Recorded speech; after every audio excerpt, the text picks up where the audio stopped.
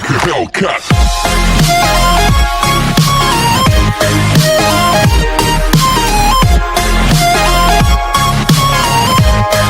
قرآن این قانون خدا در روی زمین است، پس با آن عمل کنید.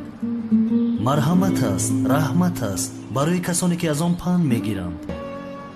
قرآن نور است که خاموشی ندارد، چراغ است که درخشندگی آن آخر ندارد، دریایی است که عمق آن درک نشود و راهی است که رونده آن هرگز گمراه نگردد، جدا کننده حق و باطل است که درخشش دلیلش هرگز خاموش نگردد.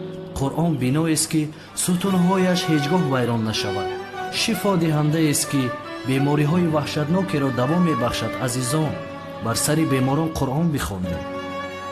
کتاب قرآن قدرت است که یاورانش شکست ندارند و حق است که یاری کنندگانش مغلوب نشوند.